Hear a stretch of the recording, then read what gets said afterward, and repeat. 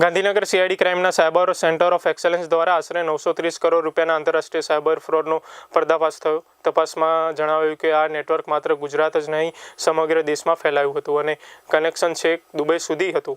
સુરત ખાતે ગુપ્ત દરોડો પાડીને કુલ 5 આરોપીઓની ધરપકડ કરવામાં આવી છે। આ ટોળકી નિર્દોષ લોકોને કમિશનની લાલચ આપી તેમના નામે બેંકમાં કરંટ અને સેવિંગ્સ એકાઉન્ટ ખોલાવતી હતી। અત્યાર સુધીમાં કરોડો રૂપિયાનું ટ્રાન્ઝેક્શન કરવામાં આવ્યું છે।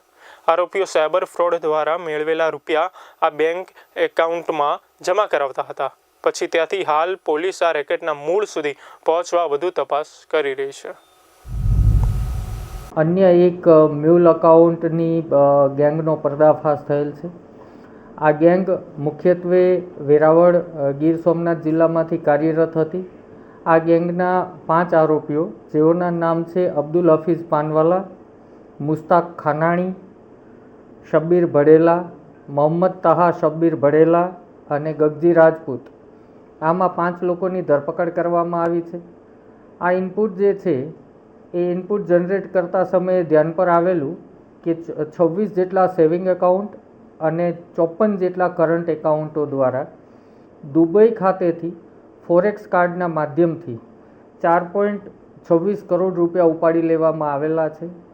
આ ઇનપુટના આધારે સેન્ટર ઓફ એક્સેલન્સની ટીમના પીઆઈ ચૌધરી અને પીઆઈ અનમોલ સલિયા દ્વારા અને પીઆઈ ડોડિયાની ટીમ દ્વારા ઊંડાણપૂર્વક ટેકનિકલ એનાલિસિસ કરતાં માલુમ પડેલ કે આ ગેંગ જે છે એ 1534 જેટલા સાયબર ક્રાઇમમાં સંડોવાયેલી છે અને આ ગેંગ મારફતે 930 કરોડ રૂપિયાના સાયબર ક્રાઇમ થયેલા, જેમાં મ્યુલ અકાઉન્ટની સર્વિસ આપવાનું કામ આ ગેંગ દ્વારા કરવામાં આવેલું હતું।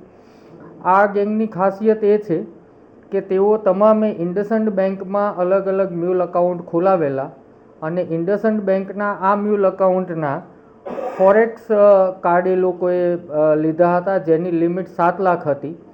માટે અબ્દુલ હફીઝ પાનવાલા 7 લાખની મર્યાદામાં પૈસા ઉપાડવા માટે થઈ 50થી વધારે વખત રૂબરૂ દુબઈ ગયેલો છે અને મુસ્તાક ખાનાણી પણ એ જ રીતે 25થી 30 વખત દુબઈ ગયેલો છે અને આ પૈસા ત્યાંથી જ ઉપાડી લઈ ફોરેક્સ કાર્ડથી દુબઈ બેઠેલા વેરાવળના અન્ય 2 ઈસમોને આ પૈસા ત્યાંથી કેશમાં આપવામાં આવતા હતા। જ્યારે મુસ્તાક ખાનાણી દ્વારા અમુક રકમો ભારતમાં આંગળીયા મારફતે અને રૂબરૂ મુંબઈ બેઠેલા એક ઈસમને આપવામાં આવતી હતી, જે આ 3ની તપાસ હાલમાં ચાલુ છે।